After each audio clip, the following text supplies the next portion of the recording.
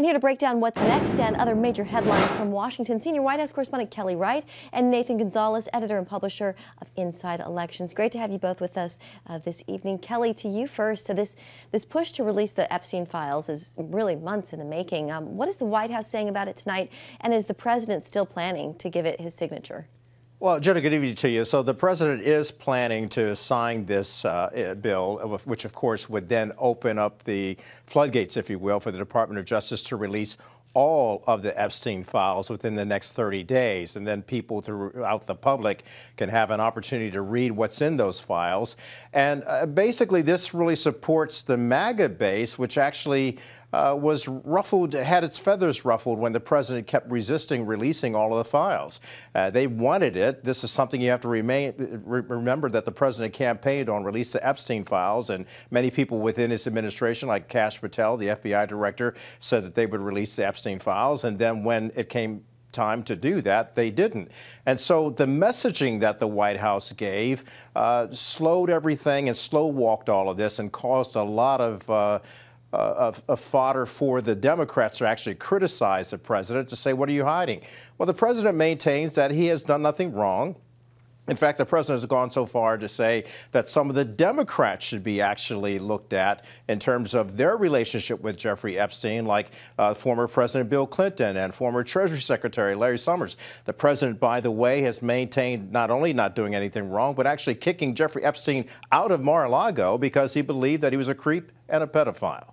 Nathan, President Trump, he could have released these Epstein files really at any time, so why wait for Congress to now force it? And what do you think the political calculation is here? Well, first, I'm not exactly sure. And I think that for the White House, this has not gone the way that the White House wanted it. Their hand is being forced by Republican members on the Hill who support this as well, right? If it was just partisan, just Democrats wanting to have these files released, and it was a sheer partisan play, then the White House would more easily be able to play it off. But because there is some bipartisan consensus that kind of forced the president's hand, I think he saw that what was coming and decided to kind of get on board. Now, until we know what's in the files, we just have to wait and see. But if the files sort of, if it supported Trump as being a hero, as someone who was watching out for, watching out for underage girls or anything, I think we would have seen these files already. But because it's likely to be a little bit more complicated than that, we're seeing a slow walk. We're seeing a slow walk from the White House. Yeah, on the other side, people are saying if there was stuff about President Trump in there, Democrats definitely would have released it at this point. Kelly, another high-profile Justice Department case is facing some serious questions tonight. A federal judge now questioning whether the indictment against former FBI Director James Comey was valid, after prosecutors admitted the full grand jury actually never saw it.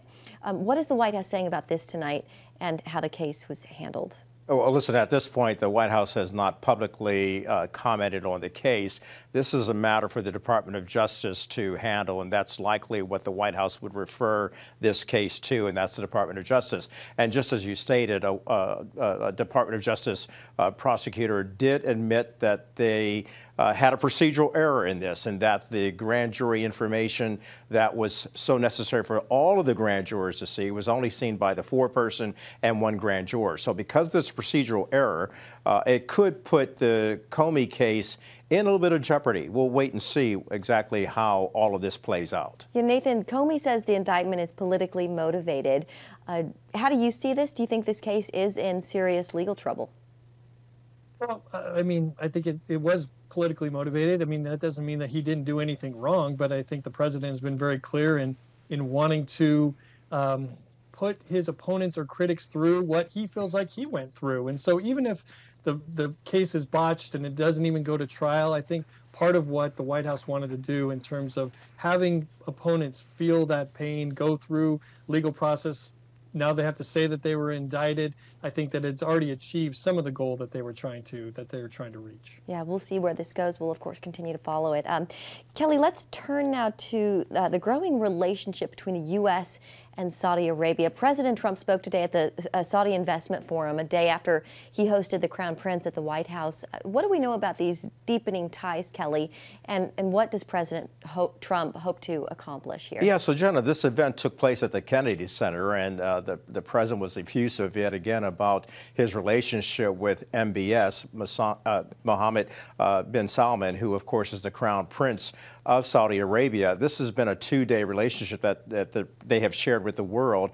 The president, again, thanking MBS for the $1 trillion that he's brought to America to infuse into the economy. He is really strategic, however, in terms of wanting Saudi Arabia to play an important role in the international government board that will take place in Gaza, in rebuilding Gaza and bringing more peace to the Middle East. The president also wants Saudi Arabia to become a member of the Abraham Accords. Now, in order to achieve that, he will have to actually be able to get Saudi Arabia to agree to do this without a two-state Palestinian solution, which is exactly what Saudi Arabia wants before they sign the Abraham Accords. And historically, if you look at all of this, when Saudi Arabia came close to signing those accords with Israel, October 7th broke out. And so here we are front and center where the president's actually trying to push for this and pull for this. In fact, the president even posted today on Truth Social that he was bringing in the Saudi Arabian and other Arab countries to actually find out how they can settle the situation that's flaring up in Sudan right now. Yeah. Nathan, I'm curious your thoughts on what we saw yesterday, the Saudi Crown Prince at the White House.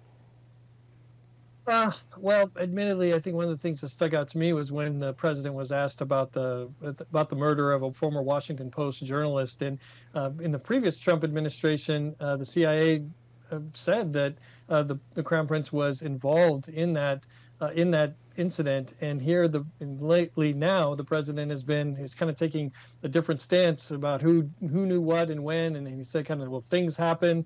He was a controversial guy, and so I think that was frustrating, maybe just as a journalist, to see the president react in a different way. Yeah, there were definitely some sharp elbows thrown for sure. Yeah, if I could add to that, you know, Nathan's right. A lot of journalists looked at this, and we follow this case very closely right here at CBN as well. I wasn't a member of the team then, but I know that the case was covered extensively, and they saw what was at stake with the Khashoggi murder. And now, like Nathan was pointing out just yesterday in the Oval Office, the president becoming very testy in defending MBS. Yeah. Yeah, I was saying, you know, we saw a lot of some pretty, you know, quite a few barbs thrown from the president defending Saudi Arabia and the Crown Prince. All right, Nathan, before we go, a legal battle is unfolding that could shape control of Congress. The Supreme Court now taking up a case blocking Texas's redrawn congressional map, a map backed by President Trump that would have added 5 Republican seats. Nathan, what does this mean for Republicans? Well, this is huge. The White House has made a concerted effort to focus on Republican states and trying to get them to redraw maps to help Republican candidates to try to insulate themselves and hold the majority in a midterm election that could be a little bit rocky for the president. Texas was the big piece, the ability to gain between 3 and 5 seats. That is now in jeopardy. We'll see what the Supreme Court decides, but Republicans went through with this. Democrats responded with California and in other states, but California Democrats could gain between 3 and 5 seats. That is going to happen. That's not going to, you know, that's already in place. And so if that map has been pushed aside, then it just increases Democratic chances of winning the House of Representatives in the midterm elections. Yeah, the implications are huge ahead of 2026. All right, Nathan and Kelly, thank you both so much. Sure.